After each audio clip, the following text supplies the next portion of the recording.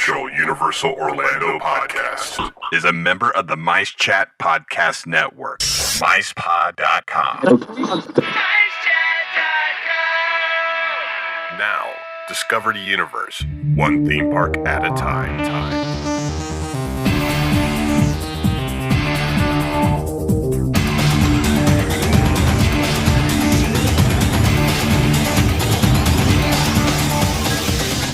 Hello and welcome to this, the first episode of the 100% unofficial Universal Orlando podcast. I'm your host, Lee. Hello and welcome to episode 14 of the unofficial Universal Orlando podcast with me, your host, Tracy. Hey everybody, welcome to episode 38 of the unofficial Universal Orlando podcast. It's me, Darren. Hi there, this is Hunter Fagan, and I am actually sitting inside of Universal Orlando Resort. Hello everyone, this is Eric Davis, live from Universal's Islands of Adventure theme park in Orlando, Florida. This is What's Universal. Hey guys, this is Norm coming to you from Universal Studios Hollywood. Hey everybody, this is Gregory live on location. The former manager of show development, senior show director at Universal Orlando, J. Michael Roddy. Happy Halloween. The creative director for Halloween Horror Nights in Hollywood, John Murdy. Hey, how you doing? Composer of the music you would hear in Port of Entry, part of Zeus Landing and the Lost Continent, William Kidd. Hi, Bill. How you doing? The show director of entertainment creative development at Universal Orlando, Laura Wallace. Hi. Current assistant director of creative development for Universal Orlando's art and design team, Mike Aiello. I am ecstatic to be on this thing. I'm so happy that this could finally happen. Greetings, Universal fans. It's time for the unofficial Universal Orlando podcast. Discovering more about the Universal Orlando Resort, as well as Universal Studios Hollywood, Japan, and Singapore. Hey, this is Thomas J. Wagner wishing the unofficial Universal Orlando podcast a happy 100 episodes. Thank you so much for covering the greatest theme park in the world, and by bringing together such an incredible group of fans that really love and enjoy the parks just as much as you guys do. We are all so thankful for all that you have done and continue to do. Love you guys. Hello everyone and welcome to this centenary episode of the 100% unofficial Universal Orlando podcast. I, as always, am your host Lee, and joining me today, as usual, is the Lucy to my Gru, my lovely wife, Tracy. Hello. Don't be like that. I had to go back old school. That's why I've got old school how I was. All shy and I don't want to be here. So don't forget, the show is brought to you as usual by MiceChat.com and sponsored by Fairy Godmother Travel and the Producers Club. Of course. And as I said, this is episode 100. It is indeed. Exciting times. It's scary, scary stuff. It's weird. Hasn't the time flown? It has flown. I find it difficult at the moment to think about my life without it in. Mm-hmm. And some people, Tracy included, would agree that that's not necessarily a good thing. I don't think you'd have a life, to be quite honest. You may be wondering why at the moment there's just the two of us. We will get there. Mm-hmm. We've sacked them all. Yeah, we just thought, you know what, 100 episodes, time to have a clear out and just go back to how it started, because that's how it was the best, let's be honest. Which reminds me, Lee, we need to talk. Okay. You're sacked. Oh, I'm gone as well. Okay. We have received some voicemails from our lovely listeners giving us some congratulations on the 100 episodes, which we will be playing throughout the show. But being this show is, we've decided that this episode 100 will be a celebration of 100 episodes of the unofficial Universal Orlando podcast. It is time to resurrect an old section that we haven't had for quite some time, so I will pass you over to Tracy for a Things Dads Don't Think About. So here I am with a segment I actually never ever thought I'd be able to bring back. Yes, it's Things Dads Don't Think About, and this time I'm going to talk about characters. Now, as sensible adults, we all understand what the park characters are all about, and we know what to expect. Well, all bets are off with the Grinch and Thing 1 and Thing 2, but you get my gist. Now, we know it's a safe environment to interact with a beloved hero or villain, but imagine being 3 feet tall or less. Those characters suddenly become much larger and possibly scarier. Imagine a gigantic sideshow Bob looming in. Yikes! So if you take little Billy or Jenny to see their favourite personality and they burst into tears whilst trying frantically to get away, don't force them. Don't say to them, but it's your favourite, SpongeBob, because you don't want to cause psychological damage. Now, it's not very often that kiddies do get frightened by characters, and as a side note, if they are scared by one character, it doesn't mean everyone will freak them out. So if your child has a favourite character, print off a picture and have them present it to be signed. And better still, if there's a book related to that character, then get that signed. Obviously ensure that your child doesn't grab too much at the characters. A headless Dora would traumatise every other kid in the line. Most characters have a dedicated area, and some are better than others. The stories you'll hear in Zeus Landing is lovely. It's story time followed by a meet and greet. And if your budget runs to it, book a character breakfast where you're guaranteed time with each character and you get a great meal too. So be led by the child in your care. If they start pulling towards a big purple dinosaur, well, that's where you're headed, Dad. Childhood is so fleeting, we have a responsibility to make great memories for them. So my final tip to aid memory making is to dress your child in a t-shirt of their favourite character, bring a toy that represents him or her, or have your kid draw a picture to hand over, and the child will get an amazing reaction. It's worth it. So that's it for this special Things Dads Don't Think About. I hope it helps. Hello everyone at UUOP. I'd like to congratulate you on 100 wonderful shows. I've been a listener, as you know, from the very, very beginning. We were at this tiny little Disney event a few years ago, and I think you just recorded maybe show 1 or 2, and they were dreadful. But now the boss, as we say in Liverpool. So here's to the next 100 shows. Keep living the adventure. Okay. Well, it's great to hear an old segment back. I hope you guys enjoyed it. I know it's one of those that I know quite a few people, one of the first segments they really remember on the show. Yeah, it is one that I do get feedback on still, and quite often I get asked, can we have another one? Are you going to bring that one back? It's something that can always evolve, though. I think so, but there's only so many things that dads don't think about. No, there's lots of things dads don't think about. You just don't admit to them. No. Why would I do that? Continuing on with the show, we would like to welcome the next member of the team who did join us, and that is Mr. Hunter Fagan. How's it going, everybody? Hello, Hunter. Hello. Welcome on board. It's nice to be, after getting kicked out after episode 99, it's good to be back. Now, listeners, if you haven't realised, we're going old school with the show, so it started off me and Tracy, and then Hunter was the next one to join. 100 episodes, Hunter. Wow. Crazy. Has it really been that long? It has. Yeah. Let's see. How many episodes have I actually been on? Because let's see. I dropped off around episode 30 to 40. Was that right? Because you started the college program, I think, around 16, 17, and that was when it was becoming, you were sort of on and off and on and off. Yeah, and that was very much due to, it wasn't a issue with the podcast as much as it was with an erratic schedule. Yeah. Life gets in the way. Of course it does. But it was a good experience. And then, of course, just I think it was the month after I wrapped up my college program, I officially came back onto the show on a permanent basis. Yeah. I've been back almost all the time ever since then. Pretty much. Yeah. Wouldn't be the same without you. Yeah. I'm always glad to be back, and it's something that I do want to continue doing for quite a while now. As I remember the conversation we had about you coming back from your hiatus, I do believe it was on the walk over to Universal Studios Florida from the Hard Rock Hotel. Oh, yeah? It was. After trying to ram down a large burger and the biggest slice of cake I've ever seen in my life. But I'm sure we'll get to that. Oh, that was us that were at the great. Yeah. I'm with you now. I was a bit lost. Okay. It was after the meet. Hunter was like, "Excuse me, sir, I would like a chat. I want to come back on the show." Okay.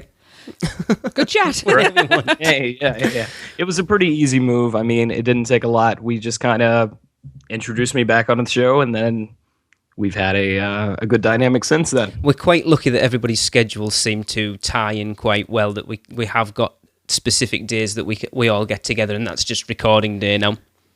Yeah. And it's always worked out. I always have the day off for recording now, and I've got a bit more of a stable position, so that's worked out pretty well as well. Awesome. And I know you're very much a favoured member of the team. Oh, thank you. I love you all. I know Mr. Craig Lucas says you're his favourite, and you've had him since the first show you were on. I know, but he likes Darren's ears more. Okay. It's a Facebook conversation. We'll get to that later. I think maybe we shouldn't. No, I was just saying, best not to go into that conversation because I know what Mr. Lucas's conversations can end up like. Yes. Yes, but I really think it's impressive about, it's been 3 years now and the number of attractions that we've seen. We haven't only seen an evolution of the show as much as we have an evolution of the parks. Mm-hmm. Yeah.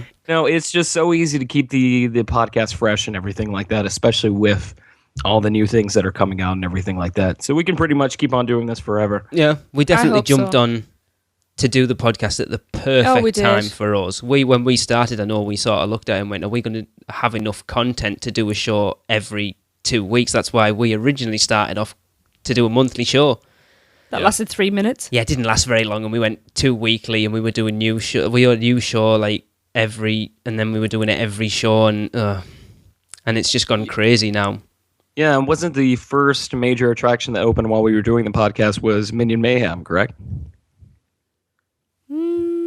Quite probably, yeah, because Wizarding World had opened. Was Rip Ride Rocket already open? Rip Ride Rocket had opened. So yeah, it probably was. Yeah, I just think it's funny that we've covered everything from Minion Mayhem to Transformers to now the Big Diagon Alley expansion, and then we have, one more major attraction every year for the next couple years. So I'd like to say, listeners, I hope you're not sick of Diagon Alley yet, because there's more to come. Yeah, sorry.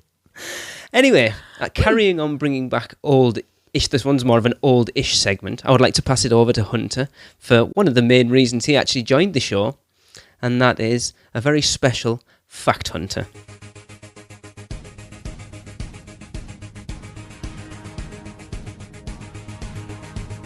How's it going, everybody? Hunter here with a special Fact Hunter. And of course, this one is going to focus on the history of the unofficial Universal Orlando podcast.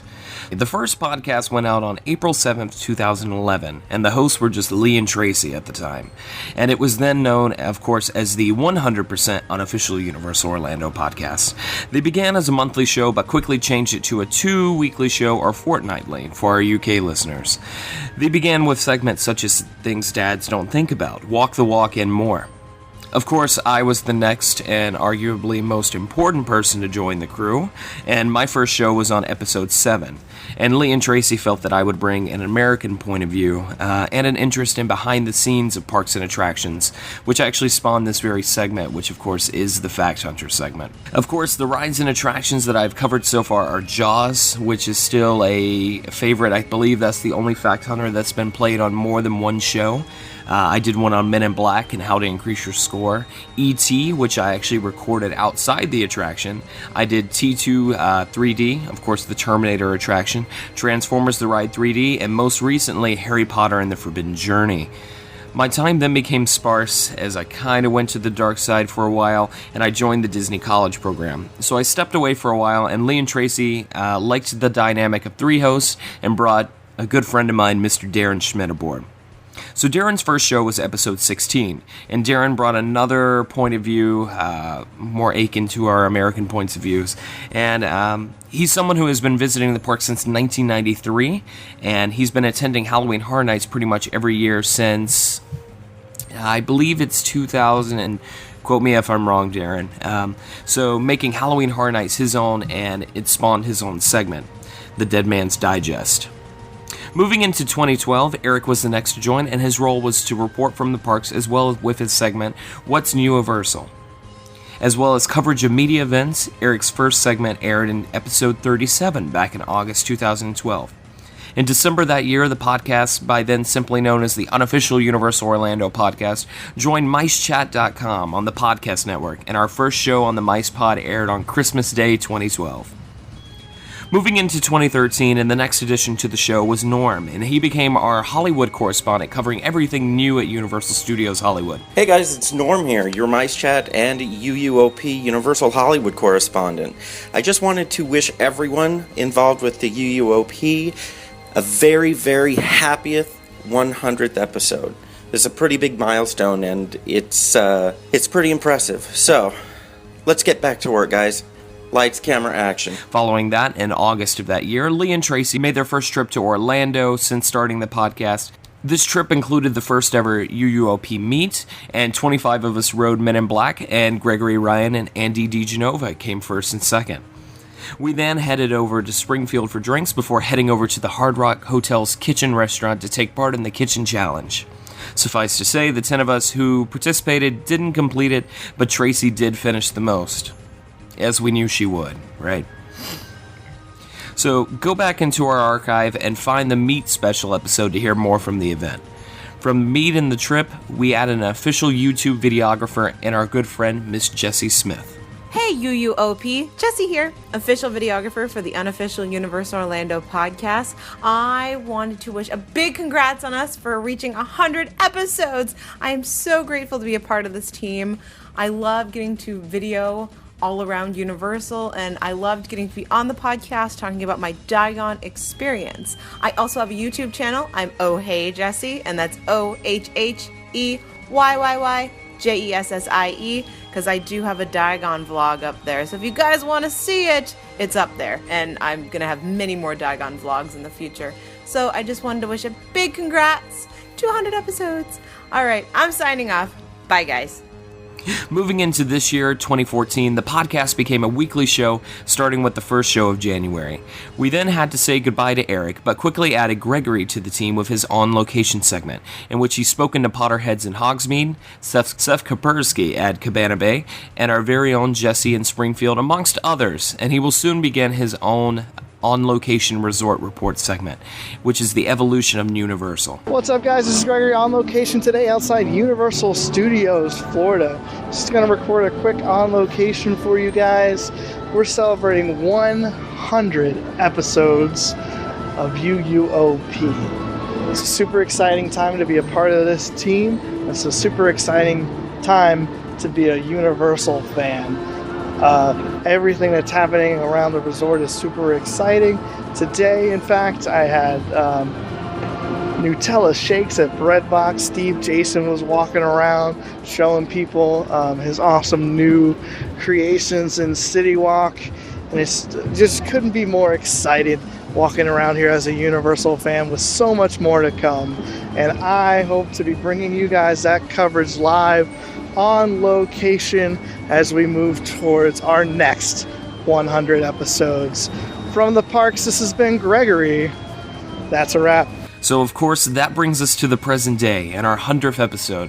So what does the future hold for UUOP? Well, in October of next year, Lee and Tracy will again make the long trip over from the UK to experience Diagon Alley and Halloween Horror Nights 25, but beyond that, you will have to jump on the UUOP bus and join us for the ride. Thanks to everyone for listening and enjoying the ride so far, and that's it for this UUOP Fact Hunter. And remember, live the adventure. Thanks for that, Hunter. Another awesome... Actually, I have to say, I think that's probably the best one you've ever done. Oh, you think so? Oh, yeah, I think so. Slightly biased. Yeah, I agree. I'm still really proud of that Jaws one. The first is always the best, am I right? I agree, yeah, the Jaws one was awesome. I'd say that, the E.T. one was pretty cool.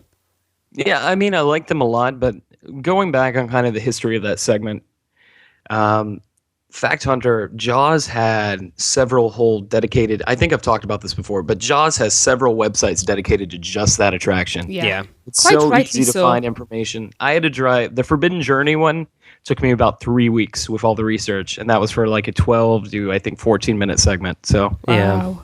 Yeah. I love that show. That is one of my favourite shows to record. It was awesome. Oh, it was so much fun. Yoo-hoo! Cool, right, so we're going to take a quick break and then we'll be back, I suppose. Yes, we will be back.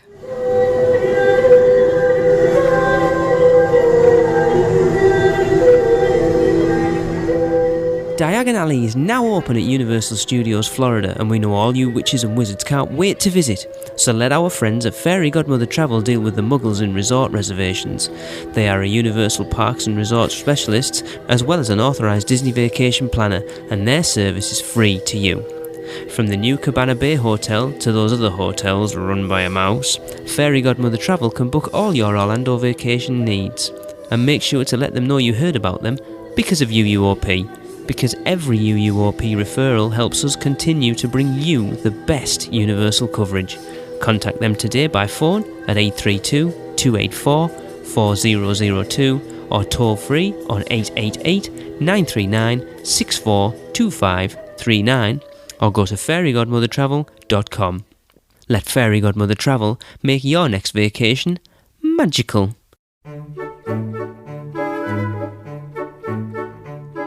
In honour of our 100th show, I've actually written a very special poem for you all. So here goes. 100 shows of the UUOP, with 3 or 4 specials between you and me. For more than 3 years we've managed to last, and the time has gone by, oh so fast. We started the show, just Lee and myself, before being joined by a funny house elf. Yes, Hunter arrived with his Fact Hunter bit, and brought along his lightning wit. Our threesome expanded with Darren's debut, after he came on to talk of his story of Spew. Eric was next with What's Universal, bringing the latest from Universal. We then welcomed Norm as our West Coast edition, for What's Universal Hollywood edition. Jessie arrived with her madcap perspective. Vlogging the parks is her primary directive. The latest is Gregory joining our crew, with his on location in park interviews. And Darren's great segments are rather good fit. It's listener stories called Funny Schmidt. We've had many guests, all joys to have hosted. Too many to name, but some greats we have boasted. There's been listener trippies and emails galore, and now the Producers Club offers much more. We talk of the parks and the fun that they offer, from Halloween horror to the great Harry Potter. There's a doctor of popcorn and a voiceover guy, with secret identities, for they're awfully shy. We've come a long way since show number 1, with a Guitar Hero mic. It was scary, but fun. Who knows what is coming, the future's not clear, but we hope to be round for many a year. So thank you, dear listeners, we do it for you. And here's to the next 100 shows. We love you. We now return you to your regularly scheduled programming. Welcome back, everyone, to the unofficial Universal Orlando podcast, episode 100, and it's now time to welcome the 4th podcast host and the man who completes UUOP, the one, the only, Mr. Darren Schmidt. What's up, Internet? I'm coming to you from an undisclosed hotel room in Orlando, Florida. That's my sound quality. Yeah. It's not bad, actually. No. Good. Having stood in line for how long to ride Gringotts today, Darren? 3 hours. From 8 a.m. to 11 a.m. It's not too bad, really. Did you get free water? No. No? No free water. No. They were charging full price for water, $4. They were giving out free bottles in the 8-hour line the other day, or 7 hours, whatever it was. It was crazy. You gotta really want that water. Yeah. For free, I would really want that water. But anyway, now is not the time for Gringotts. No, sadly not, no. That comes later. I had all this thing I was going to say, like Bane said in The Dark Knight Rises, now is not the time for Gringotts. That comes later. Now is not the time for Gringotts. So, as we have continuing on the show with all the old segments, it's time to bring back one that hasn't had enough love on this show, actually. It's time to pass it over to Darren for one of his Funny Schmidts. And I got a special one here. This one comes from Lee in the UK. I wonder who that could be. He said, my wife and I were at Universal Orlando on our second trip back in 2005, and we had decided the specific day that we would do water rides, as Tracy doesn't like to walk around the parks wet. We take a towel and change of clothes and ride all the water rides in one go. Smart thing there. At 10 a.m., we put our stuff in the Dudley Do-Right lockers and headed on to Ripsaw Falls. After leaving Ripsaw, we headed to Bill Drat barges to complete our drenching. The park was very quiet, and we stayed on Popeye for 4 goes round. Wow, really? Yep. That's quite impressive, that, isn't it? Well done, Lee. Yeah.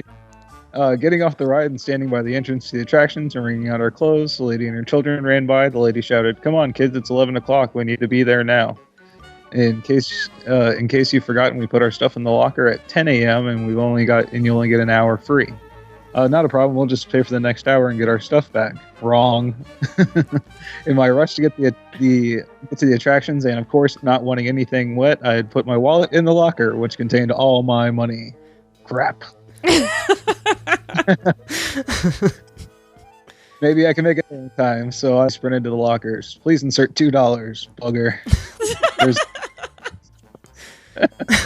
put in the locker so I could ask if we could borrow $2. The young girl presented me with a $2 coin, which I've never even seen in my life. The lockers only take notes, so I ran around to Toon Lagoon, Comic Strip Lane to find somewhere that was open to change the coins for notes.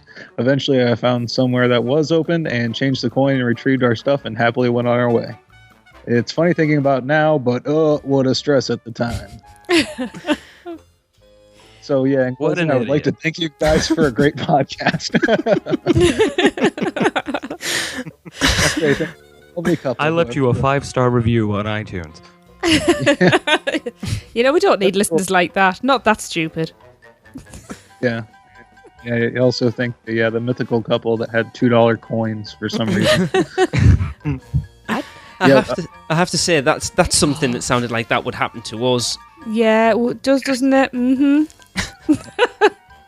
And remember, if you have any funny stories from the parks, jot them down and email to us at podcast@uuopodcast.com and label it Funny Schmidt. I've been waiting to put that in there for so long, and I thought, what a better podcast to put it in was this one. Yeah. Oh, honestly, it was just like, crap. We only get an hour free. So I sprinted to Ripsaw, like where the lockers are at the side. And it was like, oh no. Tracy come running, it's like, what's the matter? All my money's in the locker. So what do you do? I suppose I could have just gone to get someone. A team member and just said, look, my money's in there. I'll give you $2. Just get it. But I just panicked, and it's like, no. I want my stuff back. That couple were lovely though. This is the Brocat from Cincinnati, West Side, Best Side, known as ELTZ1 Producers Club. Favorite moments from UUOP podcast. Number 1 is when Lee gets emotional about Hogsmeade. I'm walking into Hogsmeade and seeing it. I love it. Glad to see somebody get emotional and care about something for once. Number 2 is the way Lee says cool. And the third moment one of my favorites is when you're talking about Rip Ride Rocket and the songs on Rip Ride Rocket, and Tracy sang some song, forget what it was, but it endeared her to my heart forever. I love you guys. Listen to your show to get through work's boredom every week, every time it's on. Thanks. Bye. So, Darren, yes, 100 episodes. Yeah, 100 episodes. I can't believe it. I know. We thought there'd be about 6. What? We thought there'd be about 6. It's actually 100 official episodes. Yeah, we've done specials and stuff, but Darren, how many would you say you've been a part of at this point? About 70s or more? Yeah, at least 70. Mm-hmm. Yikes, that's crazy. And a lot of those were every 2-week shows too. So. Yeah. It's only been a long. It has been a long time. Yeah, Darren's been on more shows than I have. Ooh, take that. Darren spends more times at the parks as you as well, Hunter. I'm not sure about that. He's there every... There was a period when I was in Orlando, I was up there twice a week, but... I think you missed that one, Darren. You might want to say it again. I said I've been on Gringotts. Now is not the time for Gringotts. That comes later. Forbidden Journey with the lights on. What?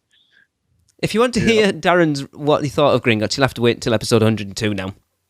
So there. But we're going to find out after we record this. But yeah, it's crazy, to think... You go back and actually think your first episode, Darren, should have been, I think it was 18. And if anyone goes back and listens to episode 18, they'll understand why Darren wasn't on that episode, because the night we were supposed to record, Tracy and I were projectile vomiting. Oh, good grief. That's a memory I don't want to remember. I had enough energy to get down the stairs, turn my laptop on and just message Darren and go, we're not going to make it. We didn't think we were actually going to make it. So episode 18's like... Hello, everyone, and welcome to the unofficial Universal Orlando podcast. My name's Lee, I hate myself. Hello. But it is. You go and listen to it. We sound awful. That wasn't pleasant. No, I really didn't want to remember that. Was that by the time you had updated your mic setup, I'm presuming? I think we were on headset mics at the time. We'd gone from our Guitar Hero ones onto headset mics. Yes, you guys have graduated. You've come a long way. We have, yes. But it's like Hunter was saying there before, Darren. It's like, you know, we've seen such an evolution, not just of the podcast, but of the parks as well.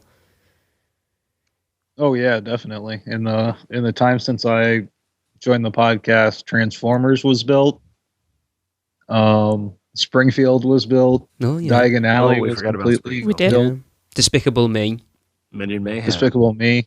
Yeah, like it is just crazy. Had like the Superstar Parade and the Cinematic Spectacular. Yeah. No, I just think it's funny that we're recording today because today I saw the first official picture of the Jurassic Park archway kind of being dismantled. Oh. Really? Yeah. To be so, next evolution, possibly. Wow. Wait, what's going on? Yeah. Have you been over Darren to Islands today? And no, I have not.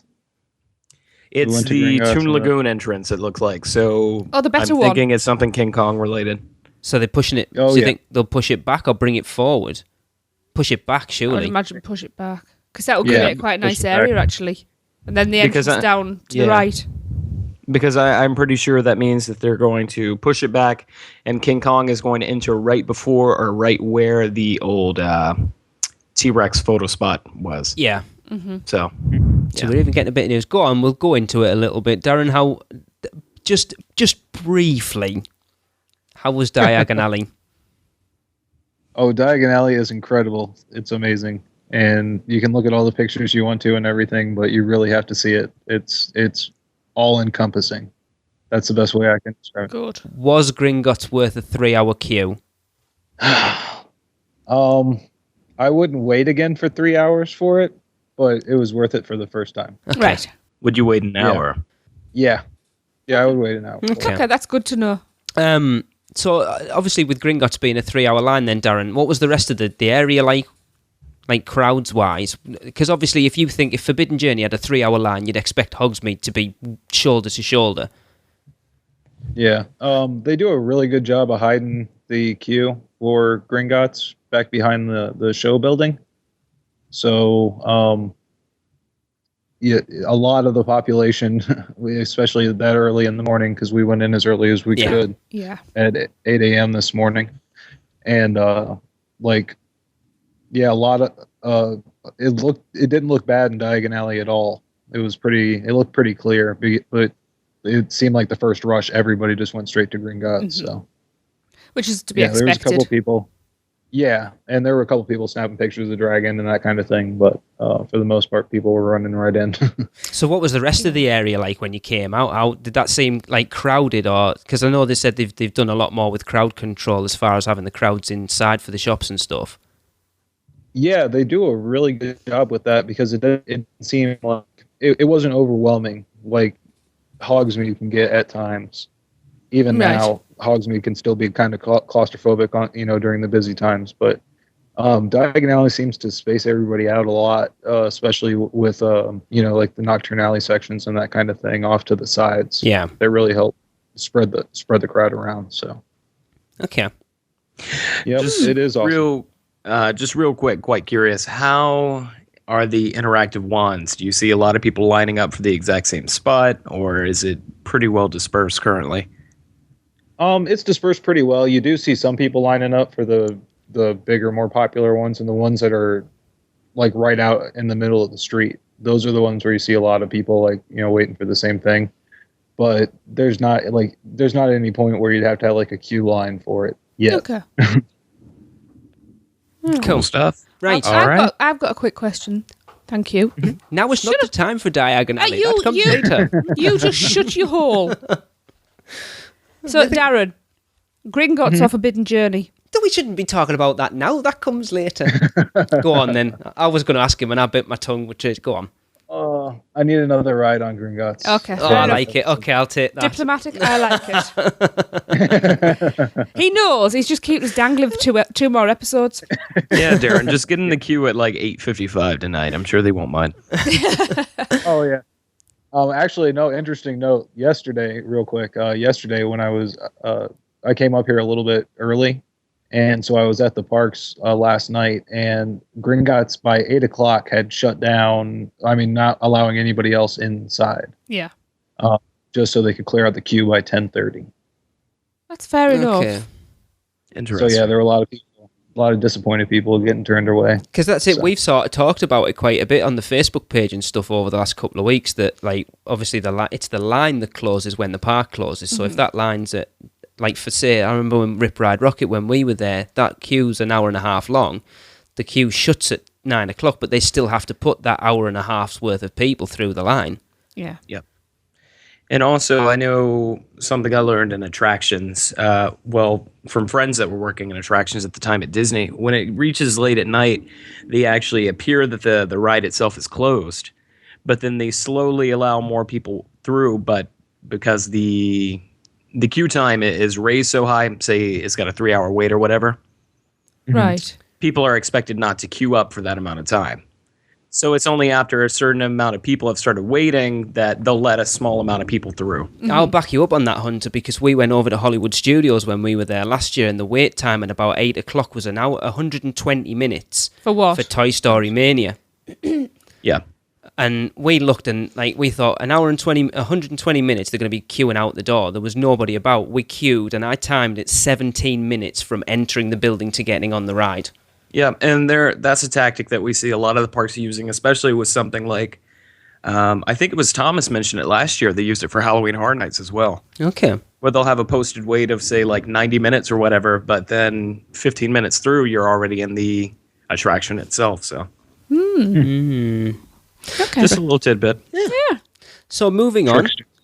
Oops. Yes. As I said at the beginning of the show, we have received some messages, and Darren has one to read for us. Darren, would you like to read the message from the Popcorn Doctor, please? Yes. Okay, it says, hello, podcast crew. Just dropping in to say congrats on the milestone. I've been paying attention to your show for quite a while, and in fact, I recall listening to the very early episodes before Hunter came aboard. Hearing all of you on the podcast is great, but it was an even bigger pleasure to finally meet everyone in person at the meetup last year. One memory I recall was a small exchange between myself and Lee.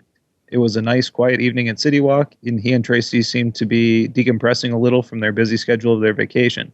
I don't remember his exact words. Apologies if I misquote you, Mr. Poundby, but he expressed how overwhelming it was to see all of the hard work behind UUOP culminate with an adoring fan community and exciting opportunities he'd never imagined. It had been an amazing journey, and I could sense a bit of melancholy in his voice that he knew he'd have to return home soon. All I did was remind him of his wonderful friends he now had in his life, hopefully assuring him that at the end of the journey he'd be a richer man. I know that my life is richer because you're all in it now. Again, congratulations on the 100th episode. Love, the Popcorn Doctor. Aww. Awesome. That's lovely. We had quite a sad moment with Mr. Popcorn Doctor, didn't we, Tracy? We did. Yeah, I was going to say, is Lee welling up over there? I'm not a little actually, bit. but it's... He is, he's lying. He is. Oh, we love the Popcorn Doctor. I am now. I wasn't. Yeah, we love the Popcorn Doctor. It is though, isn't it? He's another It's part of the family. I love doing the podcast, but it's so much bigger than this. Oh yeah, this is just the vehicle. You know, that we've created our own micro community here, which is definitely is lovely. There's friendships being forged because of the show, beyond and that's us. amazing. Yeah. Mm-hmm. We may hear wedding bells because of it sometime soon. The race is on. Wait, what? Hunter's not me. I'm not getting married yet. Right. What do you mean yet? I've got news for you, dear. Hunter's not married. No, you said I'm not getting married yet. I was talking about Hunter though. All right, I was going to say. Right. Very confused there. Congratulations! Congratulations on your celebration. Yes, on your celebration of your episode. An episode, yeah. I think she said episode. An episode. It's 100 of them, yeah? Oh, 100 episode? Yeah. That's crazy! Yeah, that's old. It's making my head spin. Hey, careful. You know, you might end up like one of our most sensitive passengers who fall ill when riding the bus, right? Then why do we keep picking them up? Well, you know, it's a good question, hey. You know what? I fixed out a nice frosty frozen butterbeer. I could use a nice frosty frozen butterbeer myself, yeah? Yeah, man, definitely, but I want a hot one. Wait, not a frozen one? No way, man. They give me a head rush. Hey guys, it's your number one Irish fan and proud UUOP minion, David Wilders here. And I'd like to congratulate you guys on your centenary episode. Congrats to all the crew, Lee, Tracy, Darren, Hunter, Gregory, Jesse. I'd like to thank Lee, Tracy and Darren for all the countless messages across Twitter and Facebook when I was just starting, and for answering any questions that I had, however stupid. And for being so nice to me whenever I first discovered Universal Orlando and my immediate love of theme parks thereafter. I'm very grateful to UUOP, and I'm so happy that I brought the podcast into my life, as well as meeting some new friends along the way, through Lee, Tracy and Darren. Thanks UUOP, because you make Thursdays special and exciting. So, with 100 episodes reached, here's to 100 more. Thank you all again so much. And it's now time to bring in another segment and invite a listener on for another listener Q&A. So welcome to the show, listener and Producers Club member, Mr. Abraham Briswela. Hello, Abraham. How are you doing, guys? Hey, Abraham. We're good. Good How are I'm you? so thrilled and so excited to be with you guys in this amazing episode. And congratulations for your 100th birthday. Thank you very much. Thank you so much. Thank you. So, now before we get started, Abraham, would you like to let everyone know where you are speaking to us from, please? Okay, I am in Miami right now, but I am originally from Venezuela. Very nice. So it is easy to move countries to Florida then. Yeah. It's not me that needs convincing. Abraham, we shall chat offline. Oh, hey, you heard it here. Shall we launch straight into it then? Yeah. Okie dokie. So, Abraham, I'm going to jump in first. I think we know the answer, but... Okay. Maybe. Which Universal Park do you visit the most regularly? I'm a pass holder, so I will say Universal Studios Florida, both parks in an equal basis. I go often to Hollywood as well, but nothing compared to Orlando. Lovely. All right. And when did you first visit Universal? I think it was 97 or 96. I was about 11 or 12, I think. I would have loved to have visited those parks as a kid. Me too. Yeah, it was amazing for sure, mind-blowing. So, following on from that then, Abraham, when was the last time you visited Universal Orlando? I think 5 or 6 weeks ago. Okay. Yeah, I go very often. Lee. Last year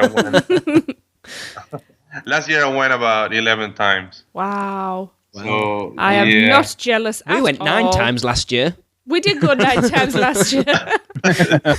Well, but you get to record a program about it every single week. So Yeah. that's exciting enough. Yeah.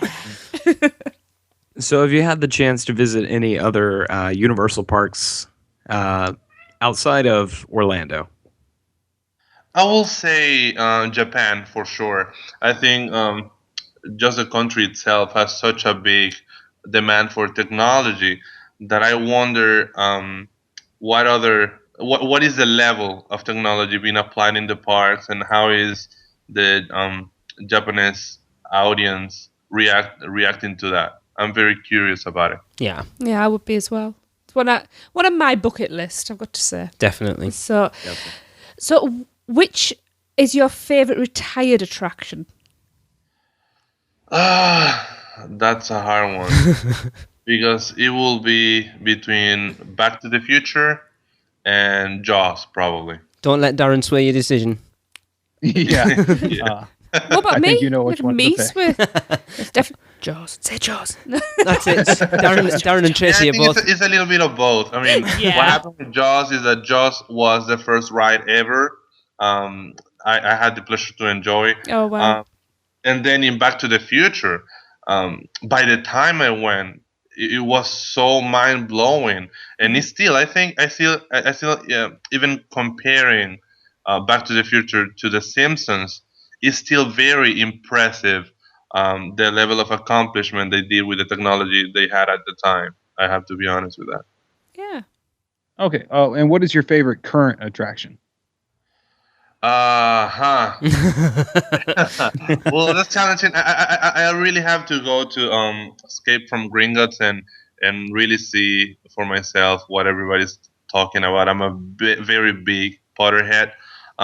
In the meantime, I will say Forbidden Journey for sure. Yes. Agreed.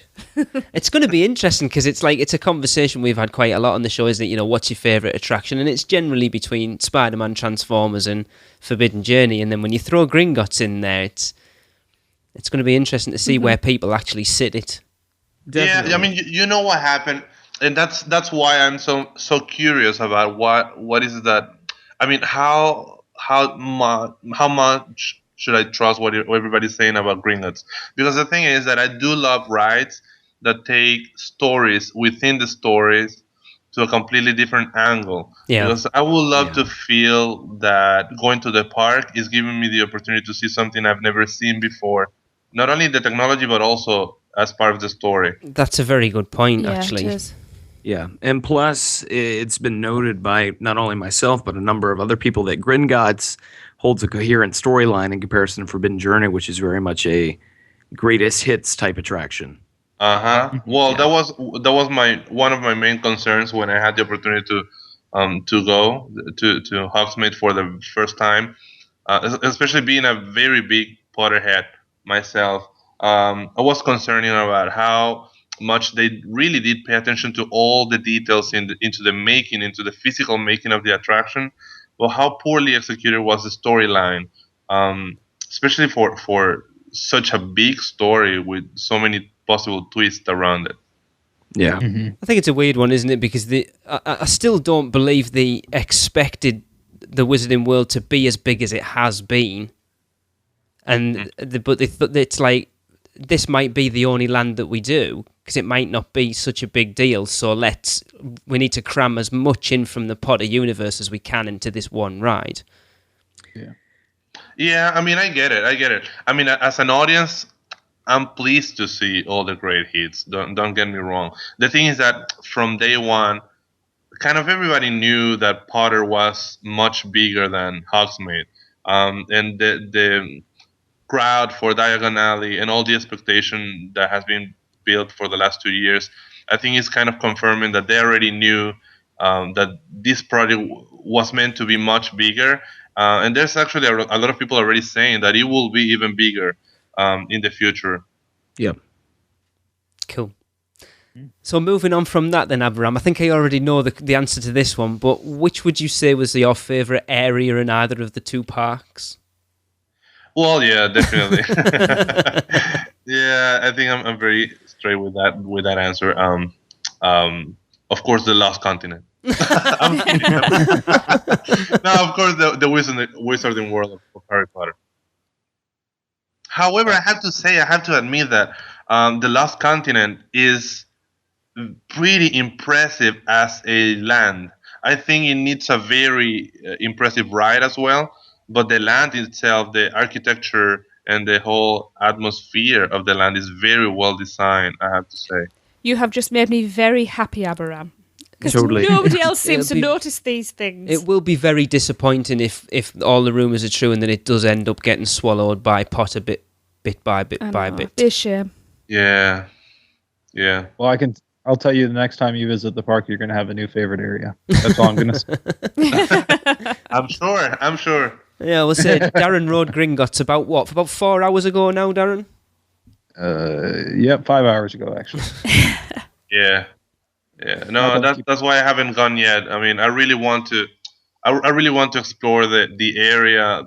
I made the mistake of going near the opening season on 2010, and the problem is that there's so much people. There's so many people that is very hard for you to really see things in detail. And I'm the one that really loves standing by each window and paying attention to every single detail, listening to the music and really paying attention, and trying to get the best experience of the whole land and not only the rides. It's one of those places I know because we a lot of time when we spent there that you can just hang out. Exactly. Yeah. Absolutely. All right. So, what is your best memory of visiting a Universal Park? This is also a very hard one. I know. I made this a bit worse, didn't I, Abram? Because you were like, "Would you like me to send the question? Would you like to send the questions over to me first?" And I went, "Nah, let's play it a bit off the cuff." You evil person! Because that's exactly why. Because I have so many memories. I mean, going so often to the parks and coming from South America, this is a completely mind blowing experience.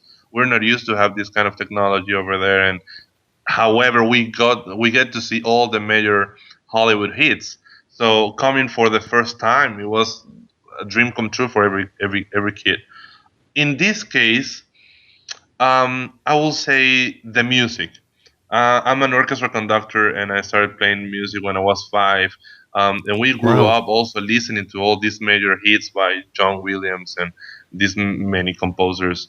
And when I walked out of the parking lot towards the main gate, and the music starting playing, I was crying literally. I remember I was 11 and I was just crying because of the level of involvement that they had, and then with the years to come, I started making research on what was the criteria behind the selection for the music around the vendors and around bathrooms and every single area. And it's so impressive. It's so incredible the way they do it. That I have to say, music overall and the music selection has been my favorites of the park. My favorite experience on the park. Definitely, I'll agree with that. It's like we couldn't get within 100 yards of Islands of Adventure last year and just hear that twinkling music in the entrance, and I was so in floods. emotive.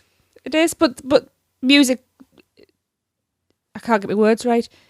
Memories usually are triggered by music, aren't they? But we've said before, haven't we? How many people probably walk through Islands of Adventure and don't notice the music yet? If you turned it off, it would feel weird. Yeah. Mm-hmm. Yeah. I mean, especially Port of Entry. Mm-hmm. The music for Port of Entry is so well done. Yeah. To match the land. That's my favorite music. Yeah. Yes, absolutely. Yeah. I think that is the best musical ambience for overall from both parks, I will say. I agree. Yeah. I absolutely agree. So, do you have a favorite place to eat? A favorite place to eat. Right now, just because of the ambience, I will say the Three Broomsticks. But I like a lot of City Walk places. I have to be honest, and I go often to City Walk by itself without going to the parks. I think it's getting more and more that point, City Walk, where you can go and just to enjoy City Walk rather than going to go at the parks and that being an afterthought. Absolutely, yeah. Absolutely. Yeah. And what's your go-to song on Rip Ride Rocket? I'm from the 90s, so I grew up listening to Limp Bizkit. I don't know how big of a deal they were here in comparison to Venezuela, but Venezuela went crazy with the band. Crazy.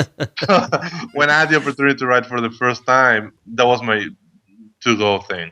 And it was a combination of glory and thrill. That was my first ride on Rip Ride Rocket, was actually to Rolling. Was it really? Yeah. Rolling's pretty hilarious to me because after... it's like when you're coming back by the station after the first lift hill and everything like that. There's a good 20 seconds of just jump edits, just periods of silence where they have to cut out. All right, yeah. Yeah. It's like almost expletives. Yeah. But have you guys tried anything from the disco selection? No. Is the weirdest experience ever. Okay. Something worth trying for sure. Okay. We shall bear that in mind. Abraham, do you know what your Men in Black high score is? Yeah, I think it was 200 and something. Nothing too crazy. That's respectable. Yeah, but I get dizzy before I get to kill half of the aliens. Fair enough.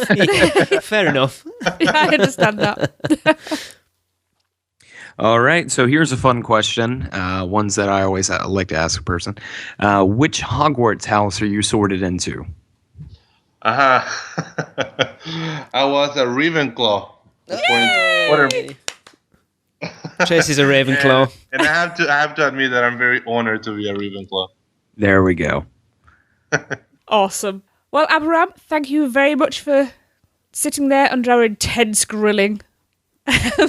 No, guys, thank you so much for having me. And I really love what you guys are doing. Every single episode is thrilling. Although the park's kind of still the same, even when there's a lot going on, listen to you guys for sure brings a new level of excitement. And I'm very proud and very happy to be a part of the Producers Club as well. So please keep the great work. I've been blown away, by the way, with the theme episodes that you've made recently. I think they're going beyond, and I love that. Guys. So thank you keep the great job. Well, I will say, Abraham, there are more coming. Oh no! we don't get much notice about them. Lee knows all about them, and all of a sudden we get scripts. I have at least two in the pipeline. Okie dokie. Hey, Lee, what about... looking forward. Yeah, hey, Lee, what about we start getting some Producers Club members to play some roles in those skits sometime? There's an idea. Well, if you get to cast for a male Modern Family version of Sofia Vergara, I think my accent can play a pretty decent role in that. That would be cool. He's our Professor Snape, folks. Brilliant. It's been an absolute pleasure having you on, Abraham. Likewise. Thank you so much, guys. Thanks, Thank you for being a part of it all. Take care, guys. Bye-bye. Bye. Well, that will nearly bring us to the end of the show. In a minute, we will share with you some of the bloopers from the past 100 episodes. Oh, God. Yes, some of the old ones and some new ones. I'm going into my blanket fort. Oh, come on. There's one that got cut out of a very recent show that will be going in there. Is this one involving me? No, it's involving Jesse. And sausages. Oh, yes. I think actually after a recent debacle, everybody's heard most of my bloopers. So I don't think I've got anything to worry about. Yeah, you're not going to pull a DeGenova editing job on those bleeps, are you? No, but I might put an unedited version out. By accident. And then they'll owe me again. But let's say some of the bits may go a little bit innuendo-ridden, especially the Jesse one.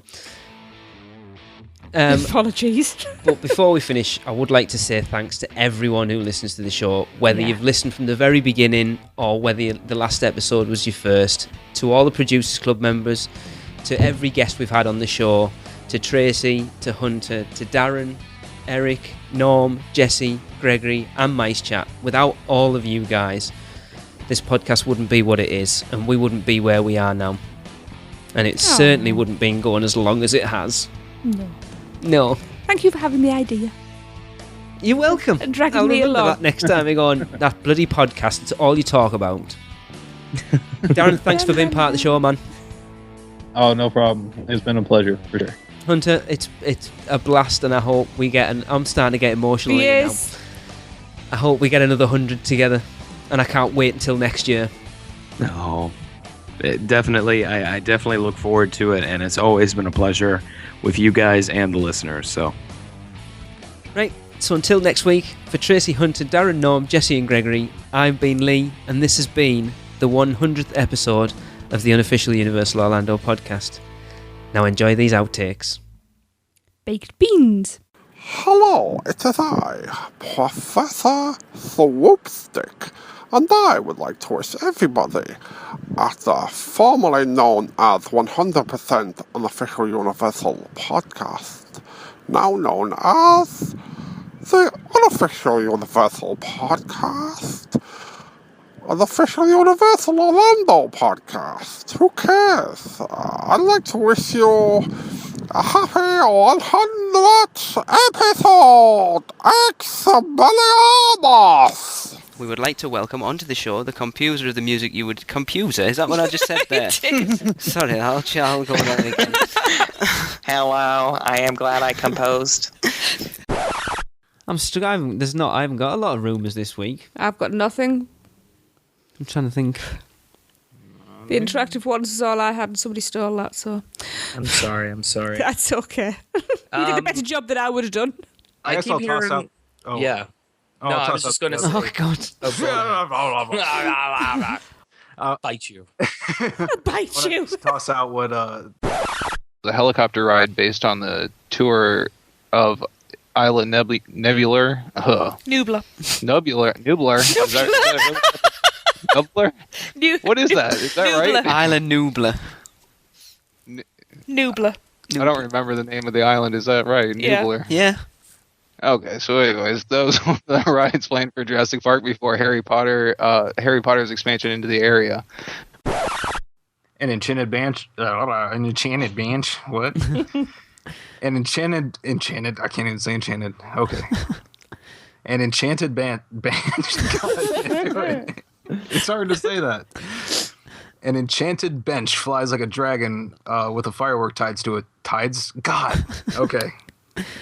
Sorry. Now, Rowena Ravenclaw is to the middle right, Salazar Slytherin is to the far right, Helga Hufflepuff is to the middle left. Hello. Godric Gryffindor is to the far left.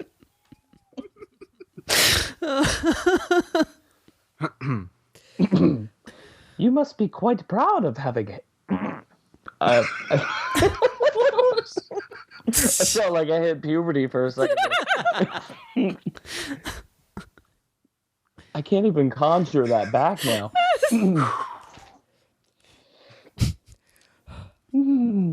Okay, I've got it. Yes. Next question's kind of an awkward one because you kind of covered that one as well. Go on then. Go on, Darren. You can say other than the one we already discussed. Has Darren disappeared? Darren? Oh! Sleep! I hit my mute button on accident. I'm sitting there talking. Okay. Well, that's definitely going in the outtakes. Absolutely. So Darren's looking forward to hearing your funny stories for his funny Schmidt segment. Sexment. Get some funny Schmidt segments. Sexmints. For the desperate lover in your life. Some funny Schmidt segments. Sponsored by Vagisil. Start from the beginning again, because that's going as an outtake. He's very much. It's funny. Yeah, E.T. was what I was thinking of there. Yeah. Yeah. And I would like to see what's going on now? I don't know. I'm sorry. Don't kill me. We're gonna have, I think I'm more worried about getting carted off by the police at the moment. We're going to hear Miranda rights in a minute. You'll hear, "Get down on the floor with your hands above your head." I'm sorry, James Cameron. I didn't mean to diss your idea. Oh, if only you had the webcam on, seeing everything happening out your window. Yeah. I did not, but I've seen it online, and I don't know, it just doesn't appeal to me because I'm not a big fan of sausage, and I don't know, none of it looked great. I mean,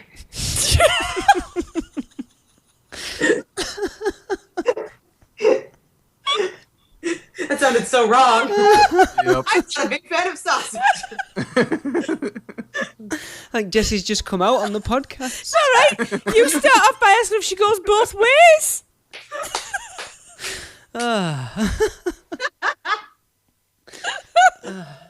I'm just not a fan of that kind of stuff. Yeah, we know. Let me get this. Mendonca enjoyed the message. Oh, I'm sure he did. I shall message Josh later and say, I heard you enjoyed the sausage. Yes, please do. Looking at text being like, what? That does it for another unofficial Universal Orlando podcast. Between shows, we'd love for you to get in touch. So email us with your spews, funny schmits, comments, questions, and news to podcast@uuopodcast.com. Keep up with what's going on every day by following us on Twitter at UUOPodcast, like our Facebook page at facebook.com/UUOPodcast, follow us on Instagram and Pinterest at UUOPodcast, subscribe to our YouTube channel at youtube.com/UUOPodcast, and don't miss a show by subscribing to us on iTunes, and please leave us a review. Not an Apple user? Then head over to uuopodcast.libsyn.com and subscribe to the feed while you're there. You can also find us on Stitcher Radio and at micepod.com.